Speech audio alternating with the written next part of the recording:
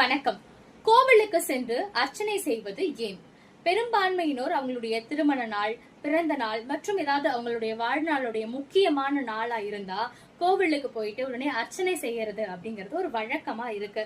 அது எதனால செய்யறாங்க அப்படின்னா, அப்படி போய் அர்ச்சனை செய்யறது மூலியமா அவங்க கடவுள் அவங்களை ஆசிர்வதிப்பாங்க அப்படின்னு நம்புறாங்க.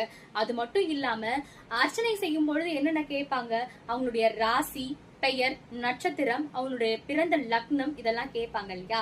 இதெல்லாம் சொல்வதன் மூலியமா கடவுள் கிட்ட அவர்களை அறிமுகம் செய்து கொள்கிறார்கள். அதாவது இந்த பிரபஞ்சத்துல, இந்த உலகத்துல நீ அத்தனை உயிர்களை படைச்சிருக்க, ஆனா நான் தான் வந்திருக்கேன், இந்த லக்னத்துல, இந்த ராசியில, இந்த நட்சத்திரத்துல, இந்த பெயர்ல பிறந்த நான் தான் வந்திருக்கேன் அப்படின்னு தன்னை அறிமுகம் செய்து கொண்டு, தயவு செய்து என்னுடைய பிரச்சனைகளை சரி செய்து எனக்கு ஆசிர்வதி அப்படின்னு சொல்லி வேண்டிக்கிற விதமா இந்த அர்ச்சனையானது இருக்குன்னு நம்பப்படுது.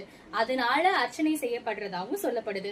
அது மட்டும் இல்லாம ஒரு சில பேர் சாமியுடைய பெயர்லயே அர்ச்சனை பண்ணுவாங்க இல்லையா?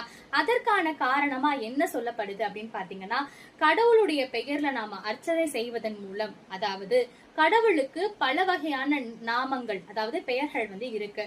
கடவுளுடைய பெயர்ல போய் நம்ம அர்ச்சனை செய்யறது மூலியமா அவருடைய பெயர்ல பண்ணோம்னா அவர் படைச்ச எல்லா ஜீவராசிகளுக்கும் அது நலத்தை பயக்கும் அப்படிங்கறதுக்காக தான் கடவுளோட பெயர்லயே அர்ச்சனை செய்யறதாவும் நம்பப்படுது. நன்றி. இவள்